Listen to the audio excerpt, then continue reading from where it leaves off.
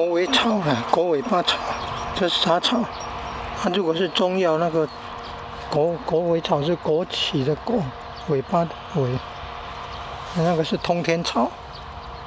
正式名称好像是通天草。这杂草要处理啊。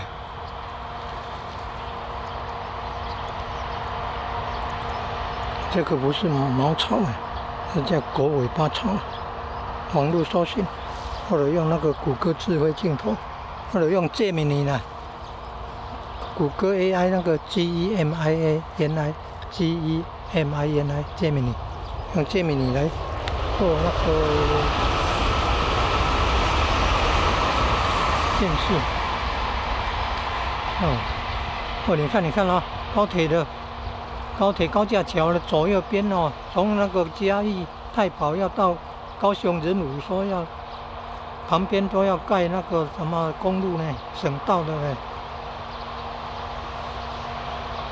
嘉义太保到那个新港那边已经都有了。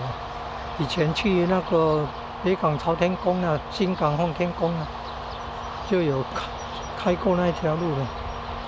就是那个省道到嘉义水上，然后到那个接中东西向快速道路，再下去接那个就是太保到那个新港那一段的那个高架桥啦，高铁高架桥旁边的道路啦，然后到新港奉天宫啊。有一年呢，参加那个妈祖的祝寿大典。那可能是大甲镇南宫妈祖到南边，到新港，到嘉义的新港奉天宫的隔天早上在办那个祝寿大典。那最近比较流行的是白沙屯妈祖，白沙屯苗栗拱天宫，苗栗白沙屯拱天宫妈祖。号称白沙屯妈祖、北沙屯妈祖，网络有 GPS 那个 APP，Google Play 商店可以下载哦。搜寻白沙屯妈祖，或者是白沙屯 GPS。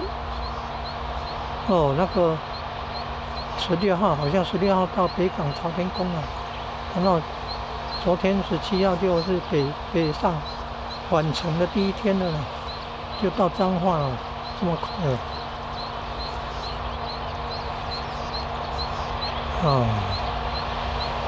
你看那个高铁高架桥左右边呢，盖那个公路那真好。